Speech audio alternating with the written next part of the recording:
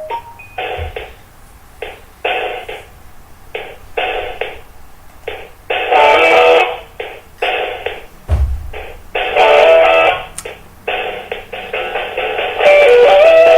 CIA insider says Hillary is going to get a pass on her treasonous emails. Of all the candidates running for president, only Donald Trump is making Muslims nervous. And as questions surrounding the untimely death of Supreme Court Justice Antonin Scalia continue to mount, multiple highly credible sources have publicly raised concerns over the very real possibility that he was murdered. My name is Howard Riell, and this is Riell Truth. You're listening to the American Freedom Network, streaming live around the world at AmericanNewsNet.com and on Facebook and YouTube and Tumblr, and of course in my book, Riell Truth, Stay Angry. Of course, as always, broadcasting out across the Colorado Front Range on KHNC, Johnstown, Colorado, 1360 AM The Lion. Our call-in number has not changed, my friends, 877-254-7524. Use it. Item from WorldNet Daily. The Muslim Public Affairs Council, MPAC, has challenged Republican frontrunner presidential hopeful Donald Trump to a debate, saying the billionaire businessman has done nothing but incite fear among Americans since he's taken to the campaign trail and vowed to put a stop to his blunt rhetoric. Ever since you announced your run for the presidency of the United States, you have scapegoated the American Muslim community and other minority groups for your perceived ills of America, MPAC wrote in a letter to the campaign, The Hill reported. The Stop Hillary campaign is on fire. The group also blasted Trump as being, quote, scared of anything that is different than you, unquote. All right, stop. My friends, I got a real problem with lies. I don't like them. If you're like me, you've been victimized by lies, which makes you like them even less. I call the show Riell Truth because this is a place to find the truth. And I won't brook lies like this. Donald Trump hasn't slandered anybody, and he's not scapegoating the American Muslim community.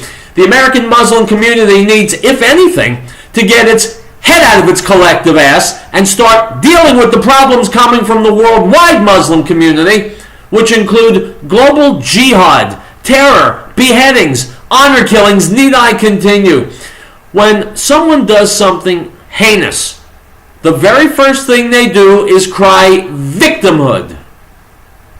Well, that doesn't fly on Riell Truth, and the members of MPAC can kiss my ass. And if they object to being scapegoated, quote unquote, for the horrifying deeds of Muslims in America and around the world, if they don't like being treated like that by their fellow Americans, well, I hope they're happier in the next country in which they live. Item from thehill.com. A former CIA officer serving jail time for leaking documents to the New York Times accused federal officials of setting a double standard by apparently refusing to aggressively prosecute Hillary Clinton. Clinton was, quote, a high-ranking official who should know better, but completely given a pass and almost an apologetic pass, said Jeffrey Sterling, who was found guilty of leaking classified information to Times reporter James Risen last year, and in an interview the Washington Post published on Monday, unquote. My friends, this guy Sterling is right. How can anyone be found guilty of leaking classified information as long as Hillary Clinton is not in a jail cell? Her sins, her crimes, allegedly, have been egregious. She's put American lives at risk. In Benghazi, she caused American lives to be lost. She has been a one-person wrecking crew when it comes to national security, and yet she continues to curtsy around the United States with that horrifying plastic smile on her face, telling everybody anything they want to hear. It's disgraceful. It is spit on the graves of the people, the men and women who gave their lives for this nation so that we would be free and secure. And Hillary Clinton comes as an enemy to that freedom and security. She's a lying pig, and she should certainly be brought up on charges post haste ipso facto. Item from Intellihub.com. As questions surrounding the untimely death of Supreme Court Justice Antonin Scalia continue to mount, Multiple highly credible officials have publicly raised concerns over the very real possibility that foul play was involved. At the same time, vast portions of the mainstream liberal media are conducting a massive psychological operation on the American people, desperately trying to confuse and misinform the masses about one of the most important stories in decades. This fact alone should lead to heightened suspicions over Scalia's death for anyone aware of the power and control wielded by the mainstream press. Add to this the actual evidence that's emerged, and we have all the hallmarks of a classic political murder. In the Facebook update cited by the Washington Post, William O. Ritchie, former head of criminal investigations for the Washington, D.C. police, makes clear, despite liberal pundits trying to insinuate otherwise, that the fact that no autopsy was performed was highly irregular. As a former homicide commander, I am stunned that no autopsy was ordered for Justice Scalia, Ritchie wrote. You have a Supreme Court justice who died not in attendance of a physician, he continued. You have a non-homicide trained U.S. Marshal telling the Justice of Peace no foul play was observed. You have a Justice of the Peace pronounced death while not being on the scene without any medical training, opining that the Justice died of a heart attack. What medical proof exists of a myocardial infarction? Why not a cerebral hemorrhage? Regardless of the fact that the Justice of Peace who decided to forego the autopsy has rebutted her own quotes about Scalia's cause of death, Ritchie makes several key points, all adding even more suspicion to what already looks like a straight-up murder.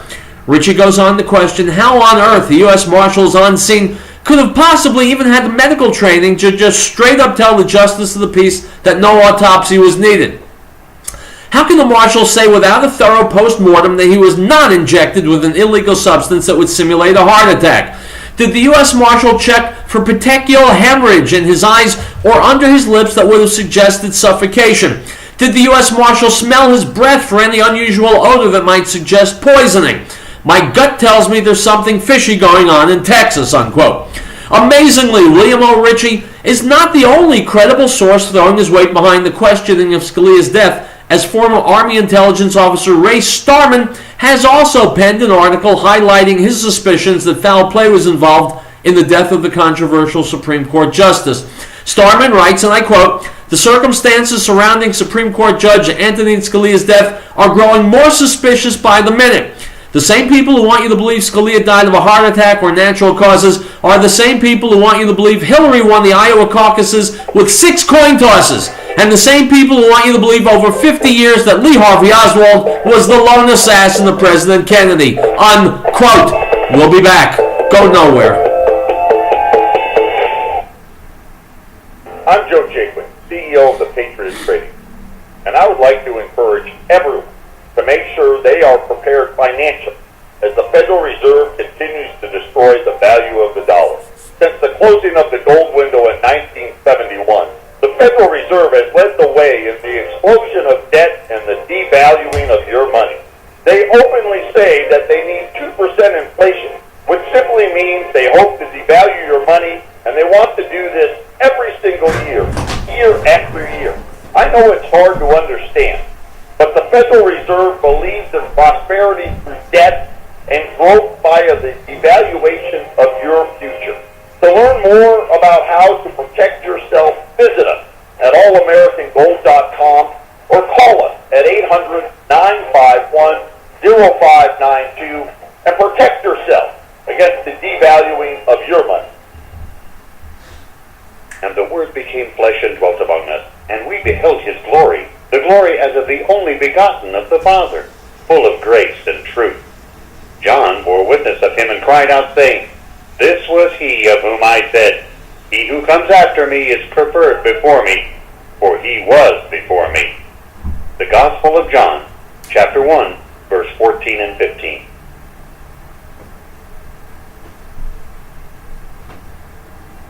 No state shall enter into any treaty, alliance, or confederation, grant letters of marque or reprisal, coin money, emit bills of credit, make anything but gold and silver coin a tender in payment of debts, pass any bill of attainder, ex post facto law, or law impairing the obligation of contracts, or grant any title of nobility.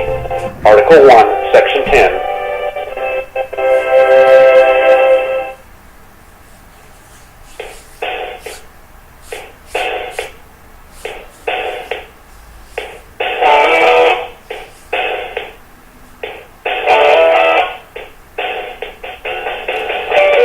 Hi guys, welcome back. As I just got through saying, this show is all about truth. That's why I call it Riell Truth. I'm Riell, the show presents truth. You know, one of the underpraised champions of truth is Katrina Pearson. And if you don't know her name, you should. She's been serving as the media spokesperson for Donald Trump. And she is articulate, she's very, very bright, and she talks truth. Now, here she is on CNN talking to some shill, some hack, some yutz who's trying to spin news the way CNN always does. Well, he's about to get Katrina Pearson's leg up his ass. You listen to her, hand him his head. Here we go. Now, I think it's safe to say Donald Trump does not have a high opinion of us in the press. Here's just a taste from a speech in Iowa yesterday. And you know they all want us to do badly, okay, because the press is unbelievably dishonest. Unbelievably. Most of it. There's some good ones. But most of it. Unbelievably. I could tell you, I think I'll write a book about them when this whole thing is finished.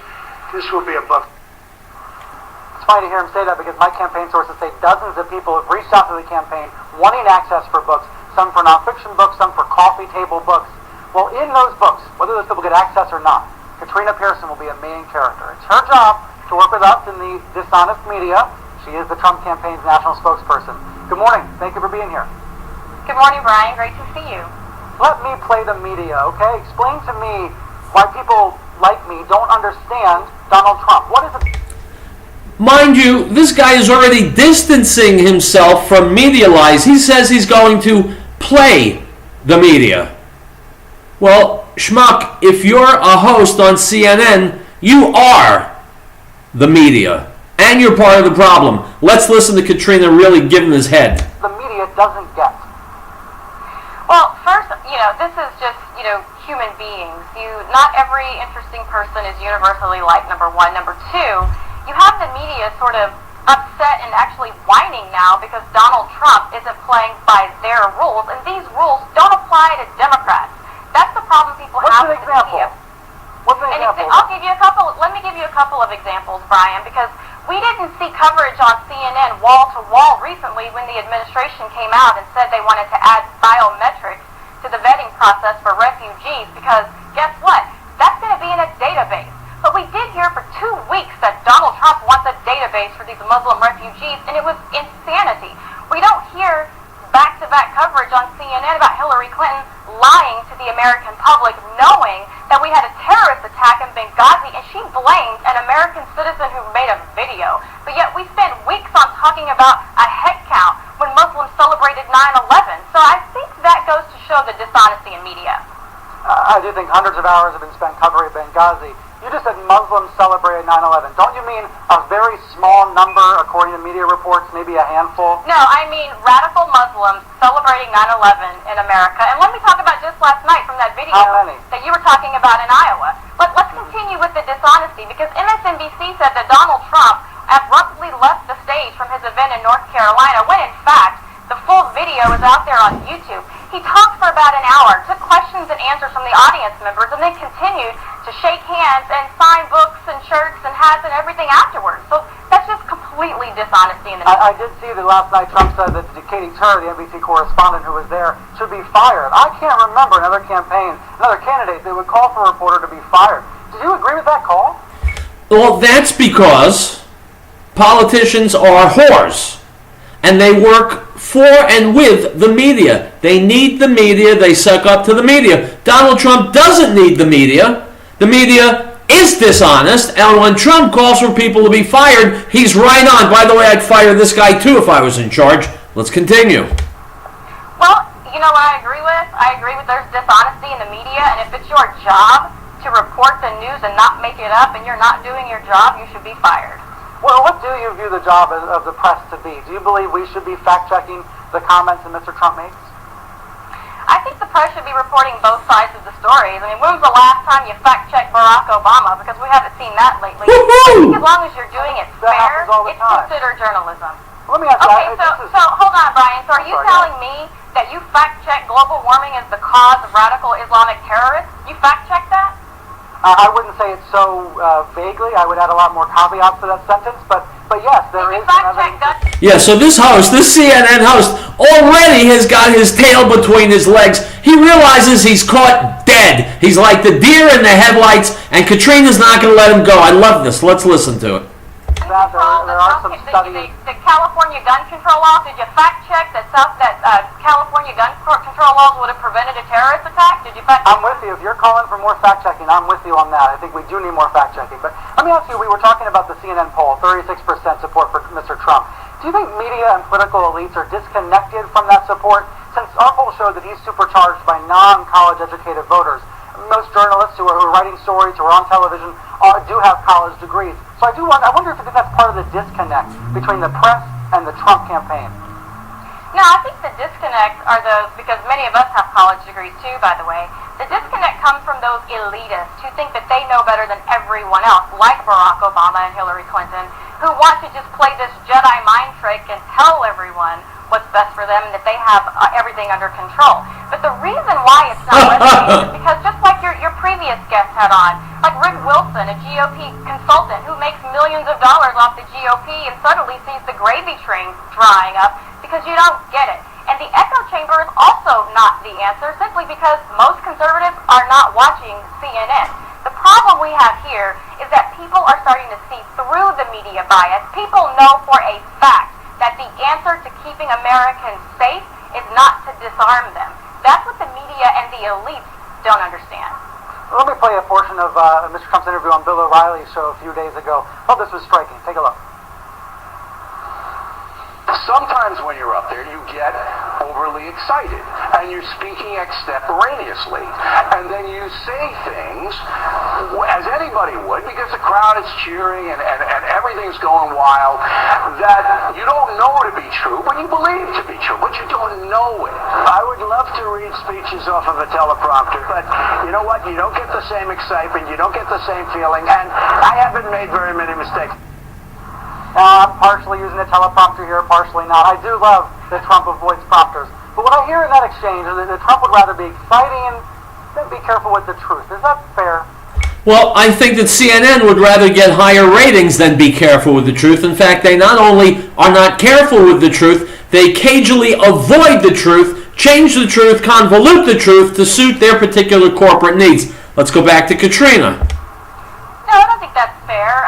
Simply because when he's talking, he is telling people, what he thinks, believes, and feels. It's not just like with the whole 9/11 thing. He wasn't reading an intelligence report and then lying about it, like the current commander-in-chief and Hillary Clinton do.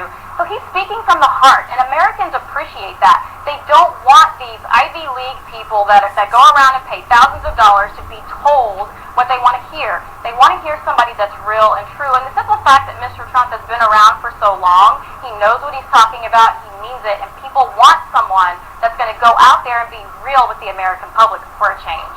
But if you expect honesty from the press, shouldn't we expect honesty from Mr. Trump when there are things that are... You see, he's calling Trump a liar. He's saying, if you expect honesty from the press, shouldn't we get honesty from Donald Trump? Well, you do get honesty from Donald Trump, and this is not a quid pro quo. The press has got to be honest, otherwise it should be unemployed. So this guy's best defense is an offense. Katrina's about to put her other leg up his ass. Let's listen. Factually inaccurate that he says. He did say thousands cheered on 9/11 in New Jersey, and that's not true. Well, can you prove that it's not true?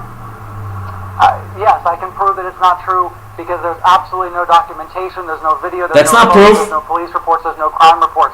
There's no proof. There are no police reports, there are no reports at all, Brian. Are you sure about that? Maybe you should fact check that, and then we'll talk about that next time. I would like to see them, the same way that Donald Trump repeatedly called former FBI agent confirmed, former New York Police Commissioner one confirmed random that there news were report. reports. That was not one random news report. You had the AP, you had the New York Post. Come on, seriously? This is why the people don't trust the media, because the information is out there for wide range. It is out there, Brian. That's why people don't trust the media. But the media is the ones that are making these random stories you're mentioning at the FBI agent. That's a media report that came from a local TV station. Now, it doesn't really prove anything. It's just one person's claim, but it was a media report. Well, would you acknowledge that the media Well, there has are played a reports role or they're not in reports? Trump's I'm success? confused now. Are there reports There or are not reports? Because now there's a couple of news stories that you all have used to back there up are a a claim that couple, is not not just true. one. But you just said one. Now you say a couple. How many is it? I don't have the exact number. It might be 4, it might be 5. Oh, okay. It doesn't That's matter what I thought. because there's Okay. no evidence in any report Oh, it matters. that there It were matters. thousands that were cheering. Do you think that? No, it definitely matters. Well, let me pivot because I don't want to go down a rabbit hole when we can't agree on the facts. I do wonder if you agree, and since the theme of this hour is about Trump and the media, whether you would agree that the press has played a role in boosting Trump's campaign through constant coverage. Would you acknowledge we're part of the success? Well, I think, the media's definitely gone out of their way to cover everything that Trump says, mainly to make him look very negative, which is why it's backfired so much. But that's with any campaign. But the difference here is, in previous presidential cycles, you've had the establishment effectively spend millions of dollars of attack ads to sort of tear down a candidate. And that's not working either. So I really wouldn't give the media all the credit here. The last question I have for you is this one. It's something that really worries me. When I hear Mr. Trump calling the press unbelievably dishonest, when I hear him calling for a reporter to be fired. True. He's eroding trust in the press. Schmuck, there is no trust in the press. This is how disconnected the media elites are. They still think they're back in the days of Walter Cronkite and Harry Reasoner, and everyone tunes in to find out what's happening in the world. People are onto the press, have been for years and years. We realize they're dishonest. We realize they're whores. We realize they're partners with the politicians. They're not fooling anybody. Eroding confidence in the press. I wish we still lived in an era in which Americans had confidence in the press. We have none. And if you want to know why, turn on the media 365 days a year and you will find them lying and convoluting and twisting the truth, and by the way, running interference for Hillary Clinton. So this guy is a fool, and I give a lot of credit to Katrina Pearson, not only for having facts at her disposal, but for having more self-control than I would have when confronted by this putz. Item from illegaliencrimereport.com. Two men stand accused of dumping a missing South Jersey teenager's body in a rural area of Salem County. Danielle Minerva of Atco had been missing since October before tree trimmers found her body on January 11th off Woodstown Alloway Road in Alloway Township. State police arrested Jose Sosa Ayala, 40, and Jose Felix Sosa, 45, on Thursday, charging them with disposing of Minerva's body. Unquote. My friends, what you have to go way down to the bottom of the article to discover is that these guys are allegedly illegal immigrants. In other words, they're people that Hillary Clinton and Barack Obama want more of in the United States of America. Item from the Economic Collapse blog. Saudi Arabia already has nukes. Iran probably does, and the Russians are one of the two great nuclear powers on the entire planet. So if Saudi Arabia, Turkey, and their Sunni allies do decide to conduct a full-blown ground invasion of Syria, could someone ultimately decide to use nuclear weapons when their backs get pushed up against the wall? As you read this article, there are thousands of military vehicles and hundreds of thousands of troops massed along the southern border of Turkey and the northern border of Saudi Arabia. If the command is given and those forces start streaming toward Damascus, it's inevitable that the Syrians, the Iranians, Hezbollah, and the Russians would fight back. It would literally be the start of World War III. And the Saudis and the Turks are trying very hard to convince the United States to be involved. But the truth is that we don't want any part of this conflict, because it could very easily become the first nuclear war in the history of the Middle East. Unquote. Item from the Las Vegas Review-Journal. A man's been arrested in connection with the shooting near the Strip that left 2 women dead and a man critically injured on Friday. Omar Talley, 30, was taken into custody without incident on Saturday. Unquote. My friends are about to go to a commercial. I don't know much about Omar Talley, but I know this. Omar is a Muslim name, and he would not be the first Muslim to have begun wreaking violence on people on the Strip. Of course, it's only alleged. It's important for me to say that since I don't feel like going to jail. We'll be back with more Riell Truth. Stay tuned.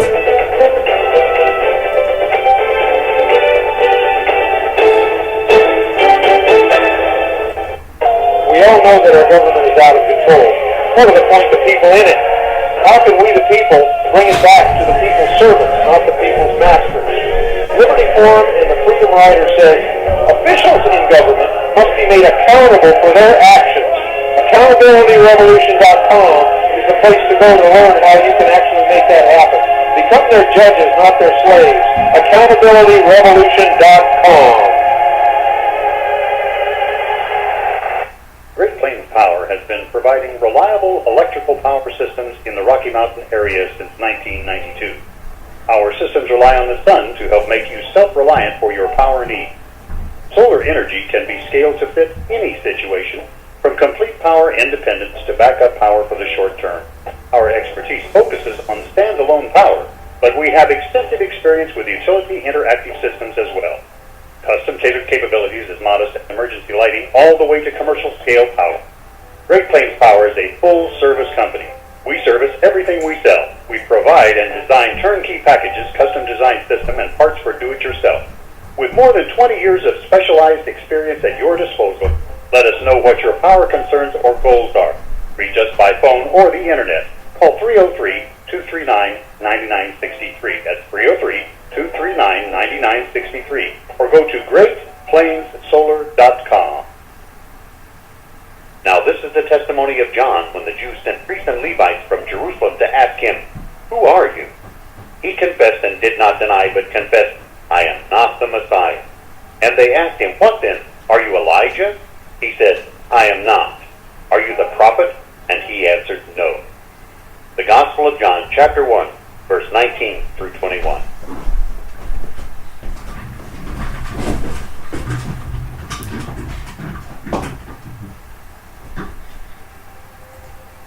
Article 4. The right of the people to be secure in their persons, houses, papers, and effects against unreasonable searches and seizures shall not be violated, and no warrant shall be issued but upon probable cause, supported by oath or affirmation, and particularly describing the places to be searched and the persons or things to be seized. Piccolo's restaurant in Denver reminds us that over 750,000 children were reported missing last year. Over 58,000 of these were abducted by non-family members. Keep an eye out for youngsters at play, and if you see anything suspicious, contact the authorities immediately. This message from Piccolo's restaurant in Denver. It's not only the best Italian and Mexican cuisine, it's the people who care. Give them a call at 303-757-5166. 303-757-5166. Piccolo.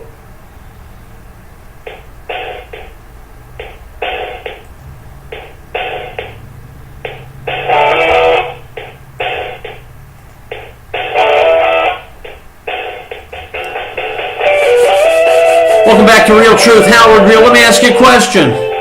Why do you think Muslims immigrate to Western countries like the United States, Europe? Why? Why do they do it? Is because they're thirsty for liberty and freedom and tolerance and brotherhood and diversity?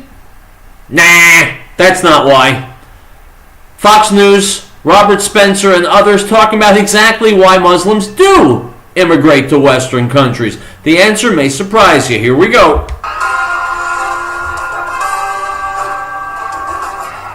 Also with reaction joining us now, Fox News terrorism analyst Dr. Walid Fares, the director of Jihad Watch, Robert Spencer, and from the Center for Immigration Studies, Steve Camarada is with us. Guys, all right, let me put up on the screen exactly the numbers that we're looking at in Europe. There's been a lot of immigration there. The number of Muslims, for example, living in Europe in 2010. Well, there you have the number in France, 4.7. But let's go to the number living in Europe total, which is 44.1 million, 6% of the population. And if you look at the projected number by 2030, 58.2 million. Robert Spencer, you're an expert. You study this. When you look at the numbers of people, it's estimated about 10% of the population of France.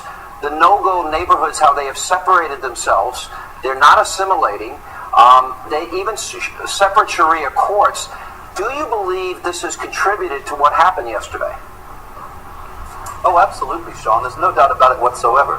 Because in those enclaves, and remember, there are 751 of them all over France, and that's not just rumor or conjecture. That's based on a French government website that lists them all. These 751 no-go areas are essentially ruled by Sharia law. They have no regard for French law. They do not teach French law. They inculcate Sharia, and what Sharia teaches is somebody who blasphemes and insults Muhammad must be put to death. 2 of the 3 shooters at the Charlie Hebdo offices were born and raised in France. They grew up in these areas, and they learned that blasphemers must be put to death. That's what they were acting upon when they went into the Charlie Hebdo offices. You know, I want you to be very clear on this. Roland Scarborough in the Washington Times had a great piece on it today, and he described it as growing Islamist mini-states. In other words, that there is no French authority, so ostensibly you have a country or many countries within a country. Why would the French have allowed that to happen? Absolutely. Well, see, Islamic law is a political system as well as a religious one. And it has a complete system for the governance of society and the political or social order. And so the immigrants that the French have been bringing in, as well as other European states and the UK, many of them have come believing that because the Quran says Muslims are the best of people and that non-Muslims are the most vile of created beings, that the French government and society has no value and has to be replaced ultimately with Sharia. And in the meantime, Muslims will set up these separate enclaves where Sharia will rule and the law of the land will be completely disregarded. Now, this is just a recipe for disaster, because with the growing populations, the immigrant population's growing, there's just going to be a clash inevitably between them and the non-Muslims. Yeah, because they're contrary values, they're conflicting values. Steve Camarada, from an immigration standpoint, which is where you're coming from. So you're talking about 44.1 million Muslims right now, an estimated 58 million Muslims that they expect by 2030. Then the question has to arise: if they don't want to assimilate, they want separate neighborhoods, they want separate court systems, they don't even want help from the police or the fire department, but yet they get to vote. Why would these countries in Europe then allow them to come to their countries? Because they want to change them and they have values that conflict with Western values. No, it's a very important question. Immigration is often just thought of as about dollars and cents, taxes paid or labor markets, but there are these other profound and important questions, cultural questions or questions about national security. And unfortunately, we don't really ask those questions here. Remember, the Muslim population in the United States is smaller but growing very rapidly. It's about 3 million people now, about 100,000 new Muslim immigrants enter the United States each year, and we have no discussion about any of the possible national security implications. A kind of political correctness rules here, and unfortunately there as well. Now, there are things we could do to probably better assimilate people, but the bottom line is immigration is a discretionary policy. We can decide who to let in or not, and we don't even ask. Yeah, Waleed, we're losing him. Steve, I'm sorry about that. Waleed Farahs, let me bring you into this here. So in spite of all the accommodations that the French have made, the Belgians have made, the British have made, so if people are coming from Muslim countries and they believe in Sharia, values contrary to Western values, the antithesis of these values, then it raises the question about the United States. Do we have to examine the values of people and ascertain those values before they come here? Well, first of all, Sean, in Europe, and of course later on in North America and in Australia, when these communities migrate, they migrate as communities, and within the communities you have all sorts of friends. So when those enclaves are established, it's like any ethnic enclave here in the United States or in Canada. Problem is who is mobilizing, who is indoctrinating, who is forcing or pushing these enclaves to refuse law order, to become a no-go zone. I would call for a better understanding of the networks who are in control. It's not just states, many states. There is a regime inside, the Muslim Brotherhood, the pro-Iranian, the Salafis. I think we should zoom on these forces which are creating that problem. I got a better idea, Waleed. By the way, Waleed Farahs was on my show a few years ago. Rather than letting these hordes of third world Muslims into our country, then trying to figure out what makes them tick, what do you say we just don't let them into our countries? Then we don't have to read their minds. Make sense?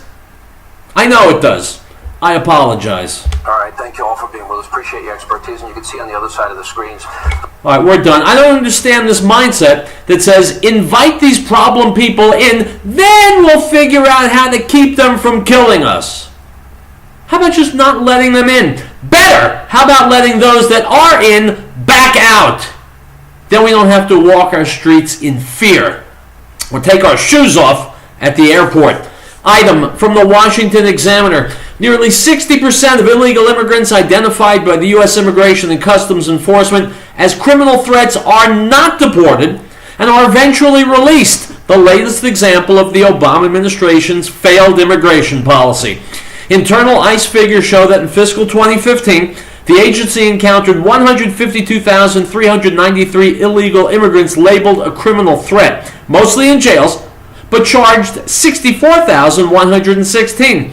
About another 88,000 were not processed for deportation, according to the Center for Immigration Studies' Jessica Vaughn. The numbers are even worse for those who ICE asks local police and sheriffs to detain but never collect. Unquote. Again, dangerous people coming into the United States, then we worry about how we're going to handle them. My friends, when Donald Trump talks about putting up a wall, that's exactly what's needed for the southern border. As far as people coming from the Middle East to the United States, we need to stop it just the way Trump has said. We need to stop it cold in a day. Then we need to worry about what to do with the Muslims who are already here and the illegal aliens who are already here. How can we expunge them most quickly? That's what we should be working on. Item from Asia News, Dateline, Kuala Lumpur. Catholic school pupils are being pressured to convert to Islam, according to Sister Rita Chu, president of the Educational Commission of the Archdiocese of Kota Kinabalu, Sabah region. The religious denounces an increasingly aggressive presence of Muslim schools run by the church. We'll take a break. We'll be back. Riell Truth marches on.